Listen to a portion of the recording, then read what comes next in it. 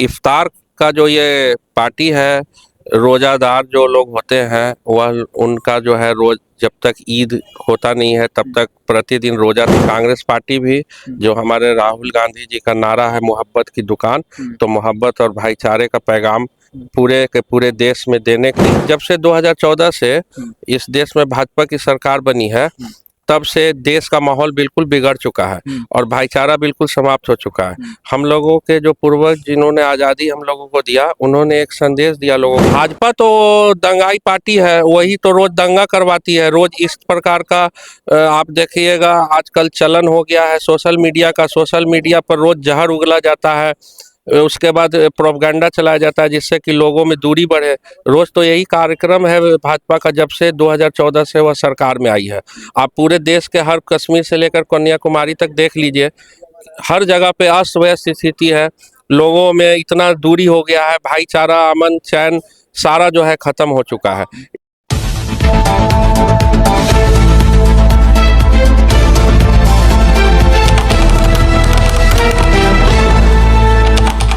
नमस्कार, प्रणाम। मैं हूं आजिश बिहारी। आप देख रहे हैं नालंदा लहर। अभी हमारी मौजूदगी है नालंदा जिला के इस्लामपुर प्रखंड में और यहाँ पे दावते इफ्तार का प्रोग्राम रखा गया है कांग्रेस कार्यालय ऑफिस में। और अब यहाँ पे सभी लोग मौजूद हैं और यहाँ पे हमने दिखाएंगे वीडियो में कि यहाँ पे सभी लोग इफ्तार कर रहे थे। पार्टी यहाँ पे रखा गया था और कुछ लोग हैं यहाँ पे, नेता लोग हैं, उनके द्वारा भी पार्टी का रखा गया है। उन लोग से हम लोग बात करेंगे। इधर आ जाइए कैमरामैन। सबसे पहले क्या नाम हुआ आपका? विवेक सिन्हा यादव। मेरे चैनल पे आपका स्वागत है। आपको भी स्वागत है और आपके दर्शकों का भी स्वागत है।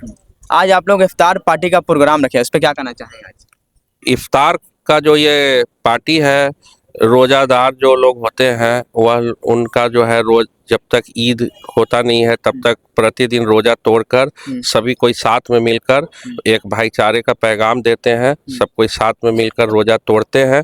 इसीलिए कांग्रेस पार्टी भी जो हमारे राहुल गांधी जी का नारा है मोहब्बत की दुकान, तो मोहब्बत और भाईचारे का पैगाम पूरे के पूरे देश में देने के लिए यह कार्यक्रम कांग्रेस के हर कार्यालय में होता है। ये बिहार में जितना भी कांग्रेस कार्यालय ऑफिस है सभी जगह ये हो रहा है? हाँ, सभी जगह पे आम तौर पे हर कार्यालय में यह कार्यक्रम हो रहा है। भाईचारे की सब निभा रहे हैं। हाँ, क्योंकि जब से 2014 से इस देश में भाजपा की सरकार बनी है तब से देश का माहौल बिल्कुल बिगड़ चुका है और भाईचारा बिल्कुल समाप्त हो चुका है। हम लोगों के जो पूर्वज जिन्होंने आज़ादी हम लोगों को दिया, उन्होंने एक संदेश दिया लोगों को कि सबको साथ में जीना है, सबको साथ में रहना है और सभी देश के लिए लड़े हैं, सभी का यह देश है। लेकिन आज जो है पूरा सौहार्द को बिगाड़ा जा रहा है। इसी कारण से यह जो है कार्यक्रम पूरे देश में हर कांग्रेस के कार्यालय में होता है। इसीलिए इस्लामपुर प्रखंड कांग्रेस कमेटी के द्वारा भी यह कार्यक्रम यहाँ आयोजित क्या भाजपा लोग यहाँ पे बहुत जनता लोग को भी विरोध कर रहे हैं, तोड़ रहे हैं? अभी यहाँ पे बहुत सारा लड़ाई झगड़ा हो रहा है, उस पर विरोध कर रहे हैं, उस पर क्या कहना चाहेंगे भाजपा लोग? भाजपा तो दंगाई पार्टी है, वही तो रोज दंगा करवाती है। रोज इस प्रकार का आप देखिएगा आजकल चलन हो गया है सोशल मीडिया का। सोशल मीडिया पर रोज जहर उगला जाता है, उसके बाद प्रोपगेंडा चलाया जाता है जिससे कि लोगों में दूरी बढ़े। रोज तो यही कार्यक्रम है भाजपा का जब से 2014 से वह सरकार में आई है। आप पूरे देश के हर कश्मीर से लेकर कन्याकुमारी तक देख लीजिए, हर जगह पे अस्त व्यस्त स्थिति है। लोगों में इतना दूरी हो गया है, भाईचारा, अमन, चैन सारा जो है खत्म हो चुका है। इसीलिए यह जो है आज का संदेश है कि ये जल्द से जल्द हम लोग इस प्रकार का जो विष फैल चुका है देश के अंदर में, इसको हम लोग खत्म करेंगे। इसके लिए कांग्रेस पार्टी संघर्षरत है। मोदी जी वादा करते थे कि अब गैस मिलेगा, बिजली फ्री होगा, क्या क्या फ्री होगा। यहाँ पे गैस के लेकर यहाँ पे हिंदुस्तान में ऐसा झगड़ा हो रहा है। इस्लामपुर में गैस नहीं मिल रहा है, बिहार में पूरा गैस नहीं मिल रहा, उस पर क्या कहना चाहिए? तो आप लोग देख ही रहे हैं ना, आज के समय में अमेरिका के साथ में व्यापारिक समझौता किया भारत सरकार, उसको मान लीजिए मोदी ने ही, और उसके बाद से ऐसा हो गया कि जो भी हम लोगों का अन्य देशों के साथ में मित्रता था वह सब इसने ख़त्म करवा दिया। और रूस के साथ में हम लोगों को रिबेट रेट पर गैस मिलता था। इस व्यक्ति ने ऐसा समझौता करके ऐसा ख़राब कर दिया कि हम लोगों का कोई भी बगल का बांग्लादेश भी होगा या श्रीलंका भी होगा, नेपाल होगा, वो सब भी हम लोगों के साथ आज के समय में खड़े नहीं तो हर समय में ये देश लोग हम लोगों को अपना जो है बड़ा भाई मानकर चलते थे और किसी भी तरीका का सहयोग हो या कोई भी विचार विमर्श हो किसी भी प्रकार का, वह भारत के साथ ही करके आगे की कार्रवाई करते थे। इतना कांग्रेस को जो यहाँ सीट बहुत कम है, इस पे क्या कहना चाहेंगे? यह तो समय समय की बात है, सीट कम और ज़्यादा आते रहता है। थोड़ा सा झूठ का जो चक्कर जो भाजपा का चलता है उसमें लोग फंस गए थे। धीरे धीरे अब लोगों को अनुभव हो रहा है, जो रोज वह कमा रहे हैं उसमें एक पैसा बचता नहीं है, 4 रुपया कर्जा हो जा रहा है। तो और उसके बाद में हर तरीका का बाल बच्चा जो पढ़कर जो आगे की तरफ बढ़ रहा था, शिक्षा का सारा माहौल खत्म हो गया है।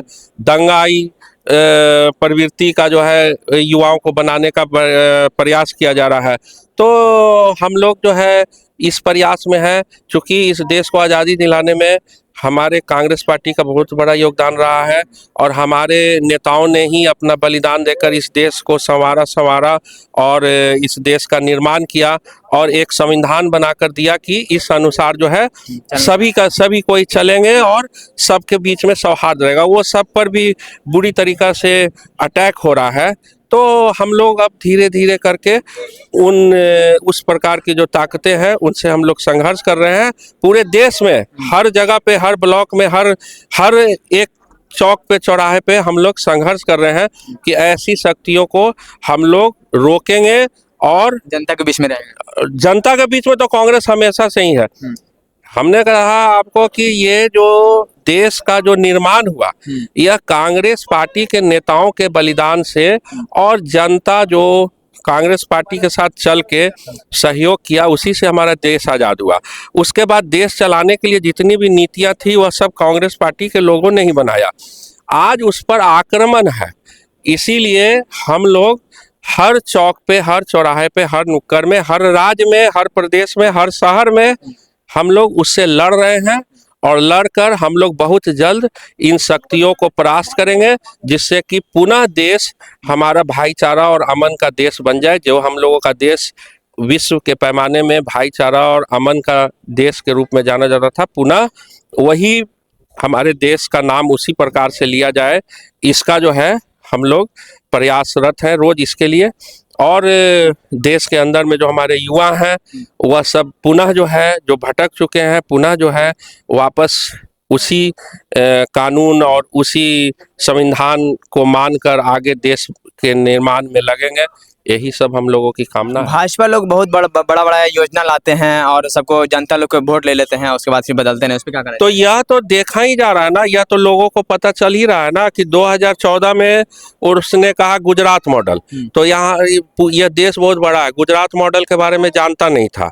गुजरात मॉडल असली में यह था कि दंगा कराओ और भाषण दिया और लोगों को बेवकूफ़ बनाया और उसके बाद पूरे देश में दंगा करवाना शुरू कर दिया। हर जगह वह अपना जो है कुछ लोगों को रखता है पत्थर फेंकने के लिए, पत्थरबाजी करवाता है, साथ में जो है प्रशासन को भी अपने साथ सहयोग में लेता है और इस प्रकार से हर जगह पर वह लोगों को क्षति पहुंचाता है। बिहार में क्राइम बढ़ा है, उस पर क्या कहना चाहेंगे? पटना में हर एक जगह क्राइम बढ़ रहा है, कहीं हॉस्टल में क्राइम बढ़ रहा है, कहीं पटना में हर एक जगह क्राइम पे क्राइम बढ़ रहा है। तो लगातार जब से यहाँ पर एनडीए की सरकार आई है, जदयू भाजपा एवं अन्य उनके सहयोगी दलों की सरकार आई है, वह लोग कुछ आरोप लगाते रहते हैं पूर्ववर्ती सरकारों के ऊपर, परंतु आप आंकड़ा उठा के देखिए कि आज के समय में किस प्रकार का जो है कि क्राइम होता है।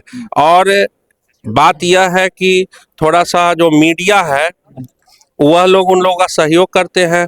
पहले कोई समाचार होता था छोटा भी तो उसको बढ़ा चढ़ाकर फ्रंट पेज पे डाला जाता था।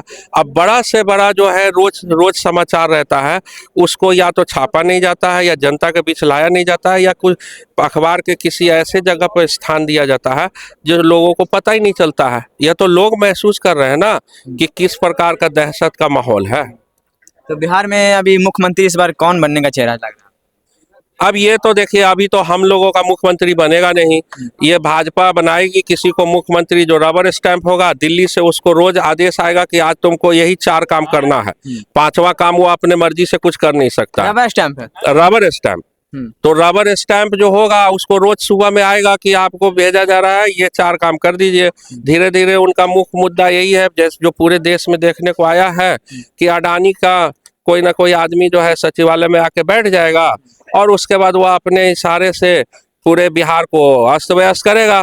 कहीं बुलडोजर चलवाएगा, कहीं जमीन खाली करवाएगा। उसके बाद जैसे ईस्ट इंडिया कंपनी पहले जो है जमीन कब्जा करती थी वही काम करेगा। वही बिहार को इतने दिनों से रोका जा रहा था कि बिहार में वो लोग पनप ना सके, इस बार ऐसा हुआ कि वो पनप गए। राहुल गांधी सरकार बनेंगे तो क्या क्या करेंगे, ऐसा बिहार को क्या करेंगे? राहुल गांधी इस देश के अंदर में अगर कोई एक नेता है जो कि दिल से सच्चा है, दिल से जो है वह देशभक्त है, और वह व्यक्ति प्रतिदिन इस देश में जो प्रपंच रचा जा रहा है उसके लिए अगर कोई एक नेता अगर लड़ रहा है पूरे देश भर में, तो उस व्यक्ति का नाम राहुल गांधी है। और राहुल गांधी जिस दिन इस देश के प्रधानमंत्री बनेंगे, वापस देश अपनी स्थिति को पालेगा। और उसके लिए राहुल जी को भी अब बहुत संघर्ष करना पड़ेगा, बहुत मेहनत करना पड़ेगा। क्यों यात्रा कर रहे थे, चुनाव में यात्रा निकाले हुए थे, कहाँ, देश में या प्रदेश में? पूरे बिहार में। हाँ, तो वो उस वक्त एक मुद्दा था वोट चोरी का। तो यह तो सरेआम लोगों को अब विदित हो गया है कि वोट की चोरी मशीन के द्वारा किया जा रहा है। क्योंकि जो भी विपक्ष के लोग जीते हैं, जहाँ पे 60, 70, 80 हजार का फासला था, वहीं पे जीत पाए हैं। बाकी जगह पे हार गए, जहाँ 10-15 हजार का मार्जिन था वहाँ पर विपक्ष के लोग हार गए। तो यह तो सर्वविदित हो गया है कि जो है पूरे रूप से ये लोग इस प्रकार का बगलिंग। तो सातों विधानसभा क्षेत्र है ना? हाँ ठीक है, तो वो सब तो उन्हीं लोगों का आया ना, एनडीए का आया ना। हमारा महागठबंधन का तो सीट आया नहीं। उसके पीछे कारण है कि वो लोग वोट को चोरी किए। उसके अलावा और भी कई प्रपंच रचे।